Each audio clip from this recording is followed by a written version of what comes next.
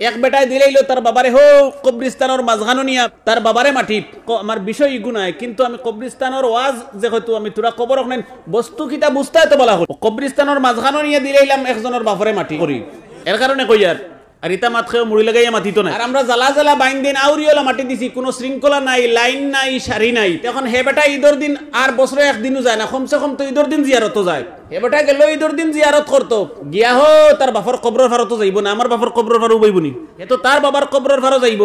ই যেন মাঝখানে দিয়ে উঠিয়া হো আর ফন্ডন লাটিয়া তার বাবার কবরের ন গেল, আর কত কবরের বুকুত ফাড়া মারিয়া উড়িয়া ডেইয়া গেল, গুনায় কবিরা করিয়া গেছে। নাউজুবিল্লাহ, গুনায় কবিরা। নবীজি হাদিসে বলেছেন কবরিস্তানে ঢুকার পরে তুমি বুলিয়া বুলিয়া ঢুকি গেছো, জিনিসটা ভালো করে বুঝিও, বুলিয়া বুলিয়া ঢুকি গেছো কবরিস্তানের ঠিক মাঝখানো, ঢুকতে সময় বুধ পাইছো না, কবর উড়িয়া ডেইয়া ফাড়া মারি গেছো, গিয়ালে মনে হইছে রে মুফতি সাহেব তো ওয়াজও কইছেন কবর উড়িয়া যাওয়া, কবর বোয়া, কবর ডেইয়া যাওয়া গুনায় কবিরা। তে তো আমি গুনায় কবিরা করিয়া মাঝখানো ইয়া হামাইলাম, এখন চাচা লটকিছি যাইতাম কুম্বায়, আবার তো গেলে তো লাইন নাই, ফত নাই, সারি নাই, সুন্দর নাই, আবার গেলেও তোলা যাইতাম, তে আবার গুনায় কবিরা করতাম নি। এখন যাইতাই না উবাই আবার যাইতাই কিটা করতাম।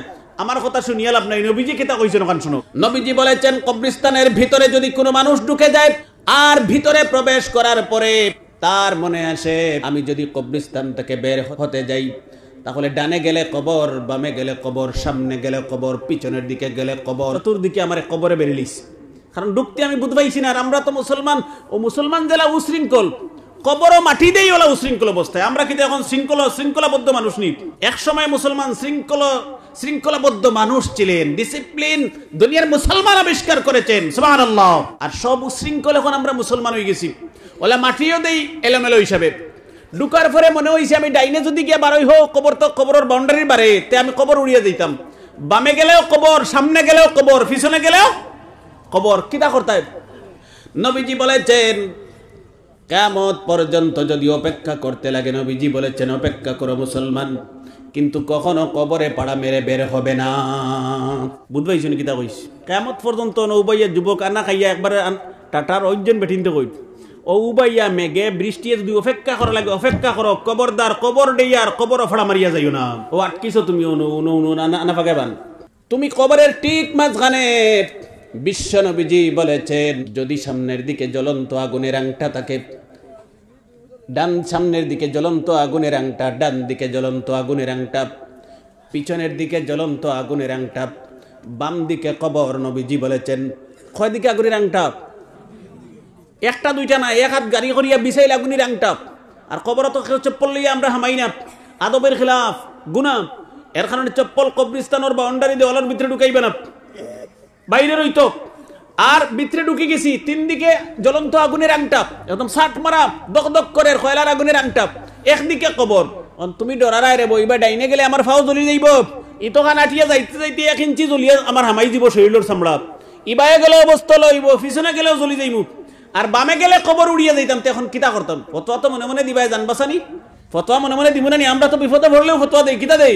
জানবাসানি ফর। যখন ইনো কিতা করতায়, জ্বলতায় না কবর উড়িয়া যাইতায়? জান বাঁচাইতায়, না জ্বলিলে তো জান বাঁচাইলাম, আর ইবাই গেলে কবর উড়িলাম। উদাহরণ নবীজি হাদিসে দিয়েছেন, ও উদাহরণ আমি বানাইয়া কইয়ান। নবীজি বলেছেন খবরদার আমার উম্মত কিয়ামত পর্যন্ত যদি অপেক্ষা করতে হয় অপেক্ষা করো, কখনো কবরে পাড়া মেরে বের হবে না। তুমি জ্বলন্ত আগুনের আংটায় পাড়া মেরে মেরে বের হয়ে যাও, সামান্য কয়েকদিন কষ্ট করবে, কয়েক মাস কষ্ট করবে, কয়েক বছর কষ্ট হবে। যদি জ্বলন্ত আগুনের আংটায় পাড়া মেরে বের হয়ে যাও, আমি যদি আংটায় পাড়া মারি মারি বাইরে যাই, তে ফাও অতখান জ্বলিব আমার। 1 মাস 2 মাস 1 বছর 2 বছর কষ্ট করবো, তো আমার দুঃখ শেষ, অতখান নি। কিন্তু নবীজি বলেছেন যদি কবরে পাড়া মেরে মেরে কবর অতিক্রম করে কবরিস্তান থেকে বের হও, তোমার নমা আমলে কবিরা গুনাহ লেখা হবে। আর কবিরা গুনার শাস্তি আল্লাহ পাক দুনিয়ায় দেবেন, মৃত্যুর সময় দেবেন, কবরে দেবেন, কিয়ামতের দিন কবিরা গুনার কারণে আল্লাহ পাক জাহান্নামের ফয়সালা করে দেবেন। ইন্না ওয়াকাসাহুন্না মিন জিদাতিহি কুন্না লাহু হিজাবাম মিনান নার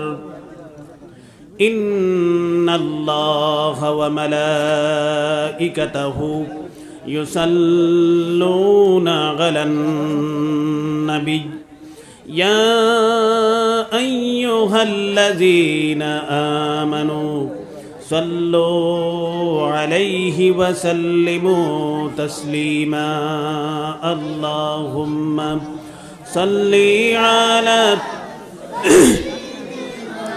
مولانا محمد وعلى آل سيدنا مولانا محمد اللهم صل على سيدنا مولانا محمد وعلى آل سيدنا مولانا محمد بلغ العلا بكماله كشف الدجى بجماله حسنت جميع خصاله صلوا عليه وآله بلغ العلا بكماله كشف الدجى بجماله حسنت جميع خصاله صلوا عليه وآله لا إله إلا الله لا إله إلا الله لا إله إلا الله لا إله إلا الله لا إله إلا الله لا إله إلا الله لا إله إلا الله محمد رسول الله صلى الله عليه وسلم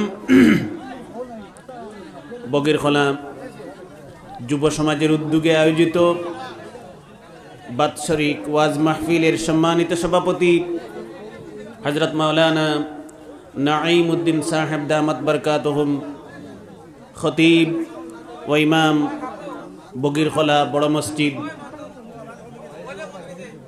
মুআজ্জাজ ও মুকাররম হযরত উলামায়ে কেরাম পরম শ্রদ্ধা ভাজন মুরব্বিগণ যুবক ভাইয়েরা স্নেহের ছাত্রছাত্রীরা আল্লাহ পাকের অত্যন্ত প্রশংসা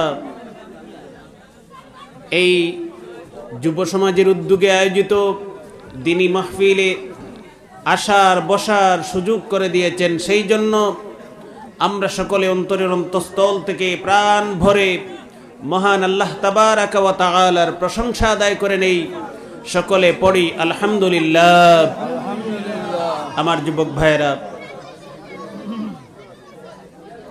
শান্তি শৃঙ্খলা বজায় রেখে বসার চেষ্টা করেন শৃঙ্খলা মতো শিরনি বিতরণ করেন উশৃঙ্খলা তাড়াহুড়া করবেন না প্রত্যেককে দেওয়া হবে ইনশাআল্লাহ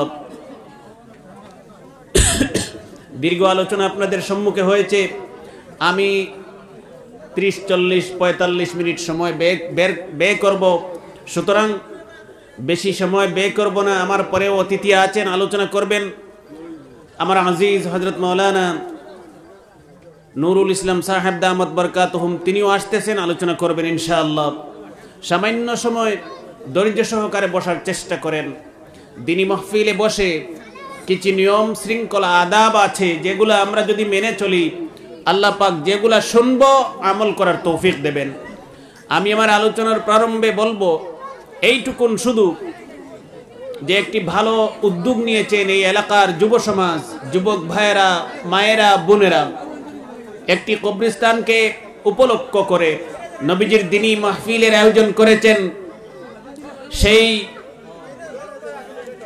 মাহফিলকে যেন আল্লাহ পাক কবুল করেন যুবকদেরকে যেন আল্লাহ পাক নবীজির দিনের খাদিম হিসাবে কবুল করেন বলি আমিন যুবক ভাইয়েরা বড় একটি ভালো কর্ম আপনারা হাতে নিয়েছেন আমার আলোচনার প্রারম্ভে কথাবার্তা বললে উঠা বসা করলে আলোচনা করা সম্ভব হবে না যারা দাঁড়িয়ে আছেন অনুরোধ করব বসে যান লা ইলাহা ইল্লাল্লাহ লা ইলাহা ইল্লাল্লাহ লা ইলাহা ইল্লাল্লাহ লা ইলাহা ইল্লাল্লাহ লা ইলাহা ইল্লাল্লাহ লা ইলাহা ইল্লাল্লাহ, লা ইলাহা ইল্লাল্লাহ। কবরস্থান সম্পর্কে এই উদ্দেশ্য নিয়ে আপনারা দিনী মাহফিলের আয়োজন করেছেন, অত্যন্ত ভালো কাজ। আমি গুরুত্বপূর্ণ কথা বলবো, আপনারা দাঁড়িয়ে থেকে কথা বলবেন না, আল্লাহকে ওয়াস্তে। এই ধরনের মাহফিলে আপনারা যদি কথা বলেন তাহলে একটি কথা বলবেন 40 বৎসরের নেক আমল জ্বালিয়ে নষ্ট করে দেওয়া হবে। সুতরাং এই ধরনের মাহফিলে আপনারা কথা বলার প্রয়োজন হয় বাইরে চলে যান, গিয়ে কথা বলেন, কোনো সমস্যা নেই। বসেন, ধৈর্য সহকারে আলোচনা শোনার চেষ্টা করেন। বড় একটি ভালো কাজ আপনারা হাতে নিয়েছেন। অনেক জায়গায় দেখা যায় যে কবরস্থান লাওয়ারিস হিসাবে পড়ে আছে, কোনো যত্ন নেই, গুরুত্ব নেই, চতুর্দিকে বাউন্ডারি দেওয়াল নেই, মানুষ গরু রাখে, ছাগল রাখে, বিভিন্ন ধরনের গুনার কাজ করে। কবরস্থানের নিয়ম হলো, শরীয়তের ফতোয়া হলো, শরীয়তের মাসলা হলো, চতুর্দিকে বাউন্ডারি দেওয়াল দিয়ে প্রোটেকশন করে বেড়া দিয়ে রাখতে হবে, ওয়াজিব ওয়াজিব ওয়াজিব। সেই কবরস্থানে কোনো ধরনের মেয়েলোক যেতে পারবে না, মহিলা কবরস্থানে উঠতে পারবে না। 2 নম্বর, গরু, মহিষ, ছাগল ইত্যাদি কবরস্থানে রাখতে পারবে না, তুলতেও পারবে না, ঘাস খাওয়াতেও পারবে না, গুনার কাজ। সেই জন্য এই কবরস্থানকে প্রোটেকশন দেওয়া, বাউন্ডারি দেওয়াল দেওয়া একান্ত গুরুত্বপূর্ণ। আপনারা একটি ভালো উদ্যোগ হাতে নিয়েছেন, কাজ হাতে নিয়েছেন। আমি সেই কাজকে, সেই উদ্যোগকে সাধুবাদ জানাই। সেই কাজকে, সেই উদ্যোগকে সাধুবাদ জানাই। আল্লাহ পাক যেন আপনাদের এই মেহনতকে, এই কাজকে কবুল করেন, বলি আমিন। যুবক ভাইয়েরা এদিকে শুনেন, আমার কথা শুনেন। কবরস্থানে নবীজি হাদিসে বলছেন, হযরতে জাবির রাদিয়াল্লাহু তাআলা আনহু থেকে বর্ণনা, নবীজি বলছেন, আপনারা ওয়াজ শুনেছেন, আগে সুন্দর আলোচনা করেছেন হযরত মাওলানা ফখরুল ইসলাম সাহেব দামাত বরকাতুহুম, অত্যন্ত ভালো আলোচনা করেছেন। আমি 2-3টি মাসলা বলবো যেগুলা অত্যন্ত প্রয়োজন। সাধারণত আমরা জানি না কবরস্থান প্রোটেকশন দেওয়া জরুরি কেন। এই কবরস্থানে কেউ যাতে উঠতে না পারে, হাঁটতে না পারে, বসতে না পারে, কবরকে অতিক্রম করতে না পারে, যেটা আমরা গ্রাম্য ভাষায় বলে থাকি কবর ডেইতো না, ডেয়া খান বুধবাইনি আপনি হুতনো আপনার উপরে যদি আমি যাই কিতা কই মিটারে আপনারা ডেইয়া গেছি গিয়া, কবর ডেইতো না, কবরের উপরে বসতো না, কবরের উপরে হাঁটিতো না। গুনাহে কবিরা, কি কবিরায় গুনা, কবিরা গুনা একটা আছে আমরা জানি না নিশারায়, অগু কবিরা গুনা। তো এটা থেকে যদি মানুষের মুক্ত করতে হয়, বাঁচাতে হয়, রক্ষা করতে হয়, সর্বপ্রথম প্রয়োজন কবরকে প্রোটেকশন করতে হবে, কবরস্থানকে চতুর্দিকে বাউন্ডারি দেওয়াল দিতে হবে। 1 নম্বর কাজ, আপনার বাউন্ডারি দেওয়াল দিলে এই লাভ হবে, গরু উঠবে না, মহিষ উঠবে না। আরে ভাই, প্রত্যেক মানুষের, পুরুষ হোক, যুবক হোক, ভালো হোক, মন্দ হোক, নামাজি হোক, বেনামাজি হোক, সুদুড়ি হোক, মধুড়ি হোক, ঘুষখোর হোক, সুদখোর হোক, প্রত্যেক মানুষের আসল ঠিকানা হলো কবর। এই কবরে আপনাকে আমাকে যেতে হবে। সুতরাং সেই কবরকে প্রোটেকশন দেওয়া প্রত্যেক মানুষের নৈতিক দায়িত্ব এবং কর্তব্য। আপনার আসল ঠিকানা বাড়ি এই 3.5 হাত মাটির ঘর। সুতরাং এই জায়গাকে প্রোটেকশন এবং বাউন্ডারি দেওয়াল দিতে হবে। আপনারা যারা এই কবরের জিম্মায় বা দায়িত্বে আছেন কবরস্থানের, আমি বিশেষ করে কমিটিকে উদ্দেশ্য করে বলবো, আপনারা চতুর্দিকে বাউন্ডারির প্রথমে কাজ হবে, বাউন্ডারি দেওয়াল দেবেন, প্রোটেকশন দেবেন। তারপরে যদি মাটি ভরাট করার প্রয়োজন হয়, মাটি ভরানির প্রয়োজন হয়, যতটুকু প্রয়োজন হয় ততটুকু মাটি ভরাট করবেন। আবার একটা সিস্টেম করবেন, একটা শৃঙ্খলাবদ্ধভাবে মানুষকে দাফন করবেন, মাটি দেবেন, এলোমেলো অবস্থায় না, সারিবদ্ধভাবে। আপনারা ইউটিউবে দেখবেন, আপনারা লেখাপড়া জানেন না যারা, ইউটিউব বের করে ভয়েস সিস্টেম যেটা আছে ওইটাতে নিয়ে আপনি বলবেন জান্নাতুল বাকি কবরস্থান, চলে আসবে। কি সুন্দর সিস্টেম মতো, তারা শৃঙ্খলাবদ্ধ মতো, সারিবদ্ধভাবে আপনারা যেভাবে বেগুন গাছ, মরিচ গাছ, শাকসবজি, আলু, বন্ধ আলু রুইতে সময় এলোমেলো আউরি বাইন্দেও নি, এত তো খুব বুধবা সুন্দর করে রুইতে না, আমার আলু বেশ ধরতো না, হ্যাঁ মতলবই না আমার আছে। ঠিক তেমনি ভাবে সারিবদ্ধভাবে শৃঙ্খলা মতো আমরা যাতে কবরে মানুষকে দাফন করি, এক লাইন থেকে শুরু করো। এই হিংসা হানাহানি আমার যেটা কোয়ার আমি কইয়ার বেটায় কইছিল তু মান ইয়া না মান মে তেরা মেহমান, মানলে আব্বাস না মানলে কত আপনারা দিও। শৃঙ্খলা সারিবদ্ধভাবে আমরা মাটি দিব। কেউ কতখান চিহ্নিত করতাম না যে ইগনে নামার হিগনে নামার হিগনে নামার, খামরা খামরি করলে তো আর হইতেও না। আমি বুঝানে লেগে হইয়ার প্রত্যেকে একে করে এক অন্যরে হেল্প করতাম, সাহায্য করতাম। ইসলামে দ্বীনে ইসলামে আমরা শিক্ষা দিছে। সুবহানাল্লাহ। যুবক ভাইয়েরা, আল্লাহ পাক বলছেন ইন্নামাল মুমিনুনা ইখওয়াতুন, মুসলমান পরস্পর পরস্পরে ভাই ভাই। মুসলমান মুসলমানে কোনো দুশ্মনী শত্রুতামি থাকতে পারে না। সুবহানাল্লাহ। মুসলমান মুসলমানের শত্রু হতে পারে না। শুধু মুসলমান না, নবীজি হাদিসে বলছেন মুসলমান পৃথিবীর কোনো মানুষ জাতিকে হিংসা করে না। আরে নবীজির, আমরা নবীজির উম্মত, আমরা নবীজির উম্মত।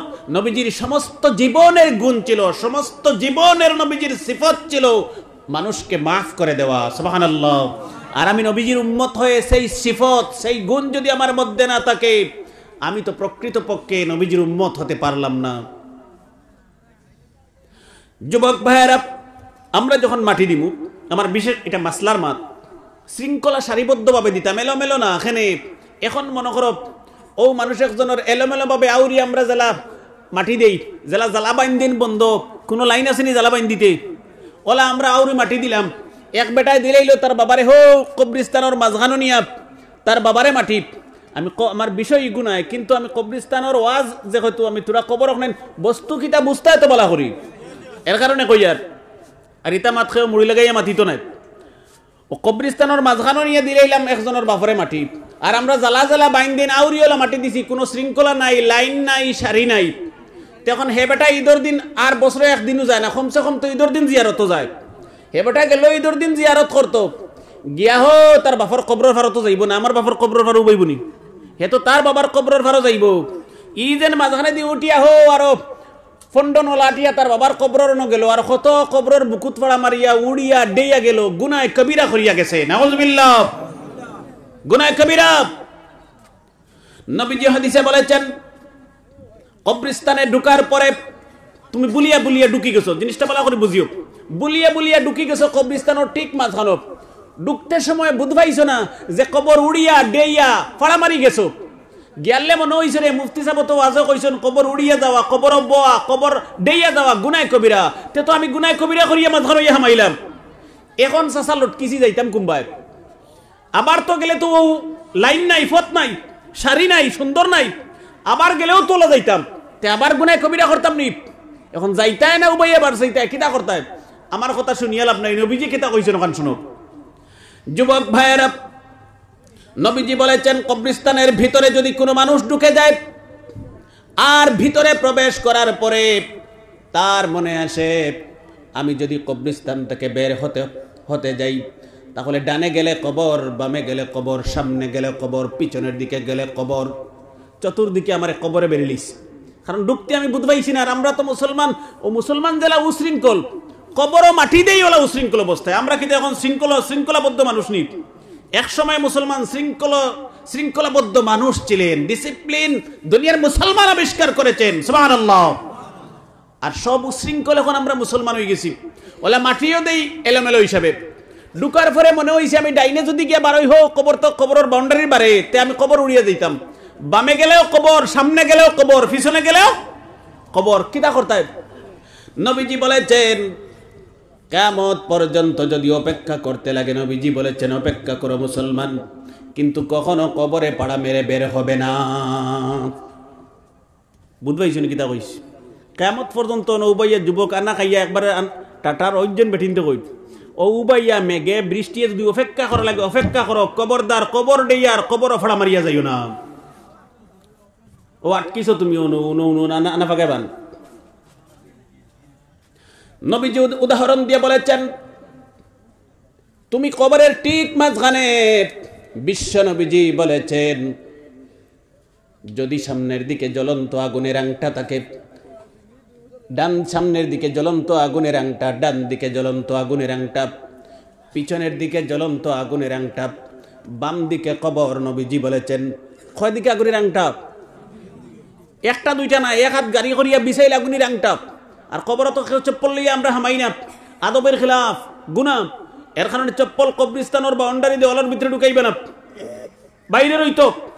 আর ভিতরে ঢুকে গেছি, তিন দিকে জ্বলন্ত আগুনের আংটা, একদম সাট মারা দক দক করে কয়লার আগুনের আংটা, একদিকে কবর।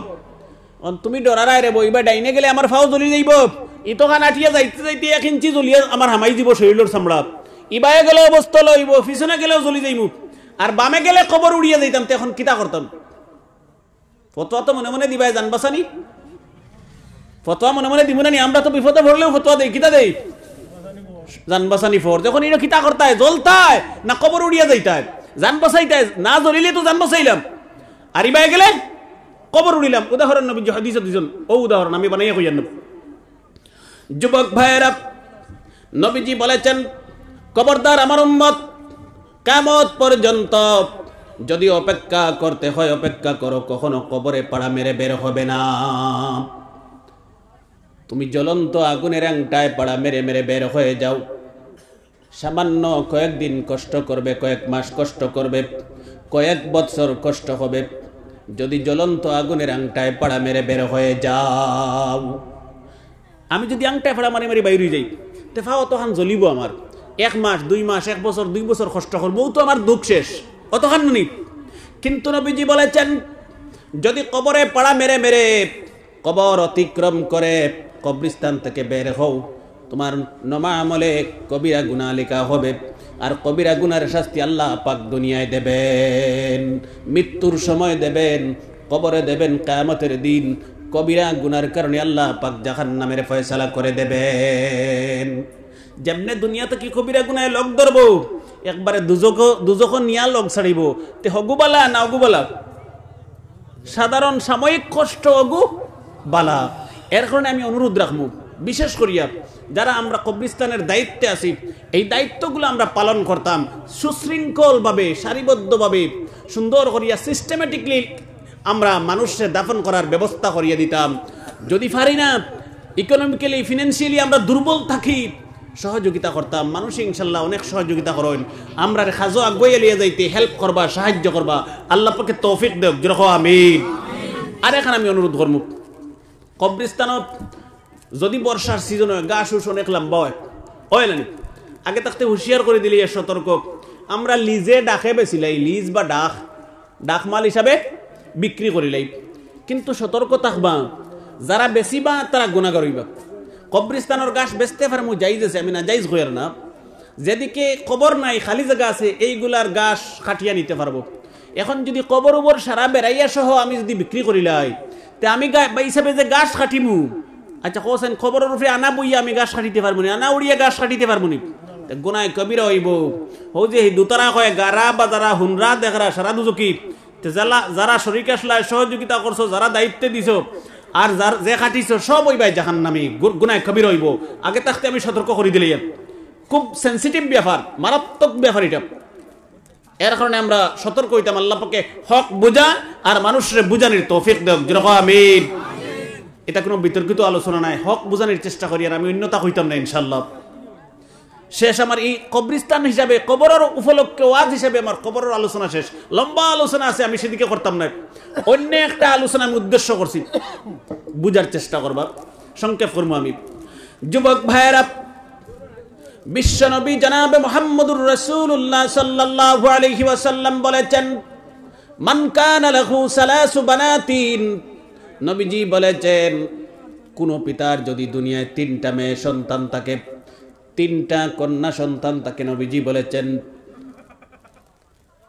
ওয়া সাবারা আলাইহিন্না, 3টা মেয়ে সন্তান হলে পরে পিতা, এই মেয়েদের পিতা কখনো মুখটা কালো করবে না। বেশি যদি কোনো বাবার মেয়ে হয়ে যায় পৃথিবীত, তো এই বাবার মন বেজার হয়ে যায়। ওলা ফুয়াইন নাই খালি ফুড়িন, জিনিসটা ভালো করে বুঝিও, কোনো বাবার যদি খালি মেয়ে হয়, ফুড়ি নয়, তো এই বাবার মনটা বেজার থাকে, আরে একটা আমার ছেলে নাই, বুড়া হইলে বয়স হইলে রুজু করিয়া আমার তোরা হেল্প করলো না, সাহায্য করলো না, সারান ওটা আশা ভরসা থাকে না, আমার ফুয়াইন নাই খালি ফুড়িন। নবী যে ফরমাইতে কোনো বাবার যদি 3টা মেয়ে হয়, আমরা ফুড়িন পাইলে বেজার হয়ে যাই। মেয়ে ফাইলে অনেক সময় স্ত্রীরে স্বামী দেখতে পারে না, গালাগালি করে, মারে, পিটে, বালা কিচ্ছু খাবার দেয় না, খাফড় দেয় না, বাবার বাড়ি খাদাই দেয়। ইলা ঘটনা ঘটছে এর কারণে কইয়ার কোন সময় ওলা ওলা উপক্রম হয় তালাক পর্যন্ত দিলায়, কেন ই বেটিয়া খালি ফুড়ি দে। আচ্ছা হোসাইন ওগুল্লা খান বেকুফ আর আসইনি, ই ফুড়ি আর মেয়ে পাওয়ার হাত কিতা স্ত্রীর মাঝে আসেনি। ফুড়ি ভাই কেন স্ত্রীর ক্ষমতা নিপ, স্বামীর ক্ষমতা নিপ, ডাক্তারের ক্ষমতা নিপ না, ইকান মেসাবর ক্ষমতা নাই, তাবিজের ক্ষমতা নাই। তাবিজ দিলে কিতা ফুয়া হয়ে যাবনি, হ্যাঁ ঔষধ দিলে সন্তান হয়ে যাবনি, ওইবনি কিতাব আকলে আর ইমানে আর একই নেই বিশ্বাসে কিতা কয়। আল্লাহ পাকে কোরআনে কারিমে কিতা কইরা শুনো যুবক ভাইয়েরা, আল্লাহ পাক কোরআনে কারিমে বলছেন আমি আকাশের মালিক, আরশে আজিমের মালিক আল্লাহ পাক রহমান, আমি যাকে ইচ্ছে করি আমার কুদরত দিয়ে, রহমত দিয়ে, বরকত দিয়ে শুধু তাকে দুনিয়ায় ছেলে সন্তান দেই। আমি আল্লাহ পাকে যারে চাই খালি ফুয়াইন দিন, কিতা দেই। এমনও বাপ আসেন এরার কোনো ফুড়িন নাই, মেয়ে নাই, খালি ফুয়াইন, এরা আসেন না নি, এই গ্রামও আসেন। আল্লাহ পাক বলতেছেন আমি যাকে ইচ্ছে করি ছেলে দেই না, শুধু কন্যা সন্তান দেই, মেয়ে সন্তান দেই, একটা দেই, দুইটা দেই, তিনটা দেই, চারটা দেই। এই সমস্ত পিতাকে আমি আল্লাহ পাক মেয়ে সন্তান দেই। নবীজি হাদিসে বলেছেন যে সমস্ত পিতাদেরকে আল্লাহ পাক মেয়ে সন্তান দেন এদেরকে আল্লাহ পাক ভালোবাসেন, মহব্বত করেন। এই জন্য এই সমস্ত পিতামাতাকে আল্লাহ পাক মেয়ে সন্তান দেন। আল্লাহ পাকে যে সমস্ত বাবা হলরে বালা ফাইন, মহব্বত করেন, মায়া করেন, মায়া বুধবত, ও সমস্ত বাপ হলরে ফুড়িন দেন, মেয়ে দেন। সুবহানাল্লাহ। আল্লাহ পাকে দুইবার কইছেন, একবার কইছেন আমি যারে চাই খালি ফুয়াইন দেই, ফুড়িন দেই না, আর একবার যারে আমি চাই খালি ফুড়িন দেই, এই রে ফুয়াই দেই, ফুয়া দেই না, দুইবার কইছেন। আরেকবার আল্লাহ পাক বলতেছেন আমি যাকে ইচ্ছে করি ছেলেও দেই, মেয়েও দেই, কন্যা সন্তান দেই, ছেলে সন্তান দেই। ইলা বাবা হল আসেন, এরা ফুয়াইনও আসেন, ফুড়িনও আসেন, আসেন না নি। আল্লাহ পাক বলতেছেন আমি যাকে ইচ্ছে করি ছেলেও দেই না, মেয়েও দেই না, নিঃসন্তান বানাইয়া আমি আল্লাহ পাক এই সমস্ত পিতা মাতাকে রেখে দেই।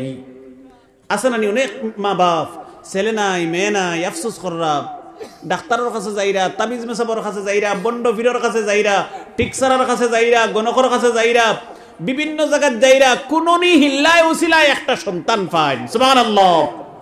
মানে মানুষের আমি যাইতা নাই কেন আমি না করি না বাবা, তোমার মনে যেন ছায়ানো যাও, মানুষের বেরোফিট লাগার পরে মানুষে যেগিয়ে যেটা হইব তা বিশ্বাস করে না নি। তো ই বাবার মার বেরোফিট লাগাইলে একটা সন্তান নাই, ছেলে হোক মেয়ে হোক, একটা পাইলে যথেষ্ট, একটাও নাই। ও যাই আমরা ডাক্তারের কাছে কিতা বুঝো, ডাক্তারের ছেলে মেয়ে দিতে পারবো নি?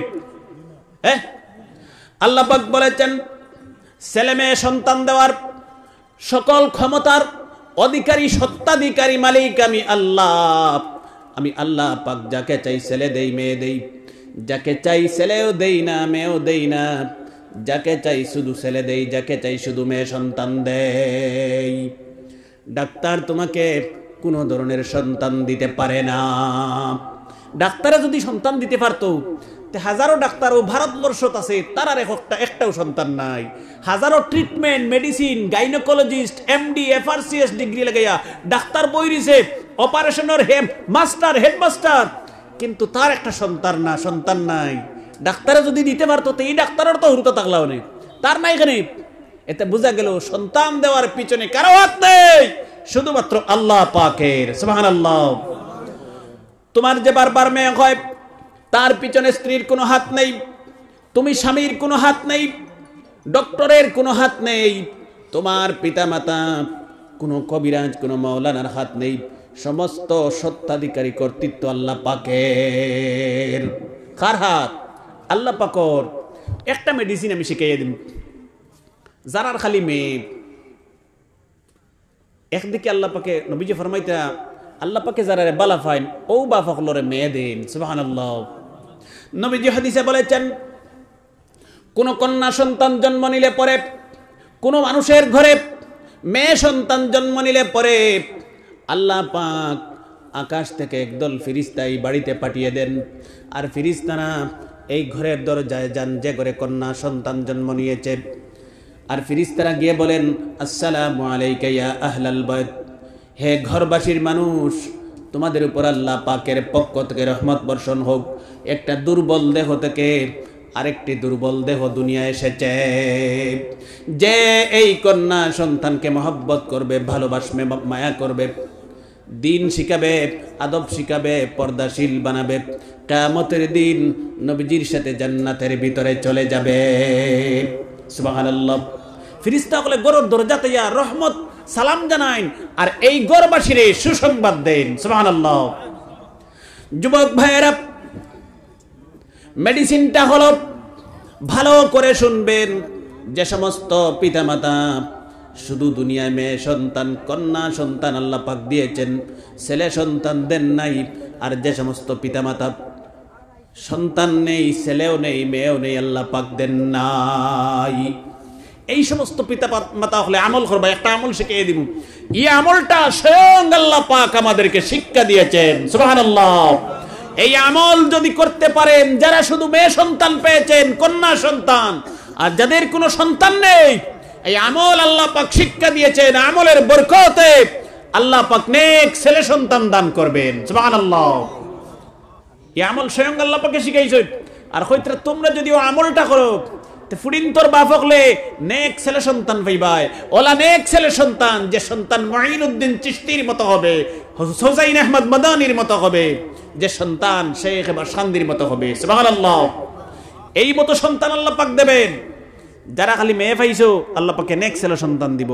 যার ছেলেও নাই, মেয়েও নাই, হতাশ হবে না, নিরাশ হবে না। আল্লাহ পাক বলেছেন, লা তাকনাতু মির রাহমাতিল্লাহ, হে আমার বান্দা হতাশ হইও না, নিরাশ হয়ে যেও না।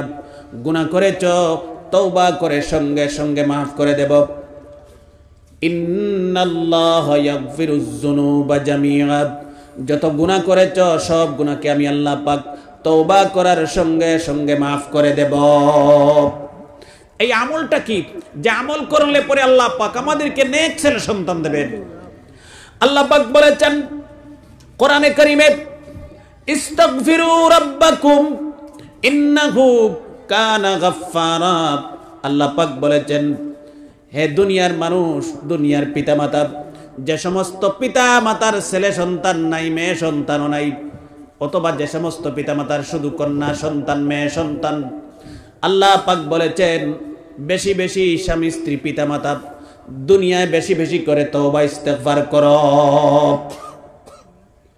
যার শুধু খালি ফুড়িন, অথবা যার ফুয়াইনও নাই, ফুড়িনও নাই, এই সমস্ত মা এবং বাবায়, স্বামী এবং স্ত্রী, দুইজনে বেশি বেশি তওবা ইস্তেগফার করো। ইস্তাগফিরু রাব্বাকুম ইন্নাহু কানা গাফফারা। কিতা করতাম? ইস্তেগফার। ইস্তেগফার কাকে বলে? বয়ত হইছনি আপনারা, ফিরকলর কাছে বয়ত হইছলেনি, লাস্টে গো ইস্তেগফারে খেয়ে দেন নানি, বিকালে 100, সকালে 100 পড়ি দেয় কিতাব, আস্তাগফিরুল্লাহ ইন্নাল্লাহা গফুরুর রহিম, অথবা আস্তাগফিরুল্লাহাল্লাযী লা ইলাহা ইল্লা হুয়াল হাইয়ুল কাইয়্যুম ওয়া আতুবু ইলাইহি। ওটা ওগুর নাম ইস্তেগফার, ওগুর নাম ইস্তেগফার। সকালে 300, বিকালে 500, সকালে 500, সকালে 100, বিকালে 100, দুপুরে 100, যত সময় পারো। কাজ করডায়, ড্রাইভারি করডায়, বাড়ির মহিলা হলে ঝাড়ু ধরায়, সবজি বানায়, ভাত রান্ধরায়, জবানও গো কন্টিনিউ জারি করে দাও। খারা যার শুধু ফুড়িন, আর যার ফুয়াইনও নাই, ফুড়িনও নাই, ওই সমস্ত পিতায় আর মায়, স্বামী এবং স্ত্রী, ওগু জারি করে দাও কন্টিনিউ জবানও। ডাক্তারে পারতো না, খবিরাতে পারতো না, মেসাবর তাবিজেও কাম দিত না। আল্লাহ পাক বলতেন তওবা ইস্তেগফার করো, বেশি বেশি তওবা ইস্তেগফার করলে পরে আল্লাহ পাক সুসংবাদ দিতেছেন, এই দুনিয়ার পিতামাতাকে, স্বামী স্ত্রীকে আল্লাহ পাক তওবা ইস্তেগফারের বরকতে 2টি পুরস্কার দেবেন। কয়টি? 2টা। আল্লাহ পাকে সুসংবাদ দিতে আর পরের আয়াত যে তওবা ইস্তেগফার বেশ করে করবা, আস্তাগফিরুল্লাহ আল্লাযী লা ইলাহা ইল্লা হুয়াল হাইয়ুল কাইয়্যুম ওয়া আতুবু ইলাইহি। আমি খুশি হয়ে, রাজি হয়ে তোমার গুনাহ maaf করে 2টি পুরস্কার দেব। সুবহানাল্লাহ। 1 নম্বর পুরস্কার হলো আল্লাহ পাক বলতেছেন তওবা ইস্তেগফার যে সমস্ত স্বামী স্ত্রী বেশি বেশি করে পড়বেন, তওবা ইস্তেগফারের বরকতে আল্লাহ পাক বেশি বেশি হালাল সম্পদের মালিক বানিয়ে দেবেন। আল্লাহ পাকে বেশি বেশি হালাল সম্পদের মালিক বানাইবা, গরিবী আল্লাহ পাকে রিজ করিয়া ডিলিট করিয়া মুছিয়া দিবা। 2 নম্বর পুরস্কার হলো আল্লাহ পাক বলছেন যে সমস্ত স্বামী স্ত্রী বেশি বেশি করে তওবা ইস্তেগফার করবেন, তওবা ইস্তেগফার করলে পরে আল্লাহ পাক বলেছেন এই সমস্ত স্বামী স্ত্রীকে আল্লাহ পাক তওবা ইস্তেগফারের বদলা নেক ছেলে সন্তান দুনিয়ায় দান করে দেবেন। আল্লাহ পাকে ওয়াদা দিতরা, এই আমার ওয়াদারে বিশ্বাস করো আর তওবা ইস্তেগফার করো, আমার কাছে মাফ চাও, আল্লাহ পাকে মাফ দিব আর তোমার নেক আশারে আল্লাহ পাকে পুরা করে দিব। সুবহানাল্লাহ। আল্লাহ তৌফিক দাও, জোরে আমিন। যুবক ভাইয়েরা, নবীজি বলেছেন কন্যা সন্তান 3টা হয়েছে, ওয়াসবারা আলাইহিন্না, মেয়ে সন্তান জন্ম নিলে পরে মনটা কালো করবে না, মনটা হতাশ করবে না, সবর করবে, ধৈর্য ধরবে, আল্লাহ পাকের কুদরতের উপর ভরসা করবে, বিশ্বাস করবে আল্লাহ পাক আমাকে যা দিয়েছেন সেইগুলাতে আমি সন্তুষ্ট। যদি এইভাবে মনটা বানাতে পারেন, ওয়াকাসাহুন্না, আর যে মেয়েগুলি আল্লাহ পাক আপনাকে দিয়েছেন এই মেয়েগুলিকে উত্তম ভালো পোশাক আদি দিতে পারেন, ভালো কাপড় চোপড় পোশাক ইত্যাদি যদি আমরা মেয়েগুন্তরে দেই। নবীজি বলেছেন আমার ভাইয়েরা, কুন্না লাহু হিজাবাম মিনান নার, নবীজি বলেছেন কিয়ামত যেদিন অনুষ্ঠিত হবে 3 মেয়ের পিতা মেয়েদেরকে মহব্বত করার কারণে, ভালোবাসার কারণে, আদর যত্ন করার কারণে নবীজি বলেছেন কিয়ামতের দিন 3টা মেয়ের বরকতে আল্লাহ পাক জাহান্নাম আপনার চোখের সামনে থেকে আড়াল করে দেবে। এত মর্যাদা মেয়েদের পিতার, যে 5টা ছেলে হয়ে গেছে আর 50টা ছেলে হয়ে গেছে আর একটা ফুয়া হয়ে গেছে, এলা কোনো হাদিস নাই যে আল্লাহ পাকে তোমার উপরে দুজখ হারাম করে দিলাইছে। সুবহানাল্লাহ। নবীজি অন্য হাদিসে বলেছেন মান কানা লাহু সালাসু বানাতিন, কোন পিতার যদি 3টা মেয়ে সন্তান হয়, 3টা কন্যা সন্তান হয়, নবীজি বলেছেন ইউরবিহিন্না, ভালোভাবে যত্ন নেন, আদর করেন, লালন পালন করেন, তরবিয়ত দেন। 3টা মেয়ে সন্তান পাইছো আর ওগুন্তরে বালামতে তরবিয়ত দিছো। তরবিয়ত কাহাকে বলে? বলে ওগুন্তরে বালামতে ছোটকাল তাকি লালন পালন করিয়া গড়িয়া মানুষ হিসাবে বানাইয়া আমরা ওগুন্তরে তুলছি। মেয়ে ওগুন্তরে, ওগুর নাম তরবিয়ত। নবীজি বলেছেন ওয়ায়ালামুহুন্না, 3টা মেয়ে যখন শিক্ষা গ্রহণ করার বয়স হবে, ইলমে দ্বীনের শিক্ষা দেবেন, পূর্ণ শিক্ষা দেবেন, সম্পূর্ণ শিক্ষা দেবেন। ওয়ায়ারহামুহুন্না, নবীজি বলেছেন আর মেয়েদেরকে মহব্বত করবেন। নবীজি বলছেন মেয়েদেরকে মারবে না, গালি দেবে না, মেয়েদেরকে ভালোবাসবে, মহব্বত করবে, আদর করবে। নবীজি বলেছেন যে মেয়েদেরকে মহব্বত করবে, ভালোবাসবে, আদর করবে, আমি বিশ্ব নবীজিকে মহব্বত করা হবে। সুবহানাল্লাহ। ফুরিনি কিন্তু বকিতাম না, মারতাম না, গালিতাম না, মহব্বত করতাম, মায়া করতাম, আদর করতাম। সুবহানাল্লাহ। কেন নবীজির কোনো ছেলেরা আসলা না, মেয়েরা বাঁচিয়েছেন, বড় হয়েছেন। সুবহানাল্লাহ।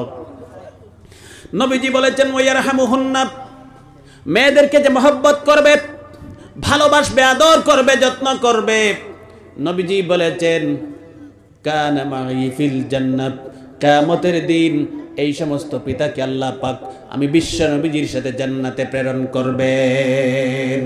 সুবহানাল্লাহ।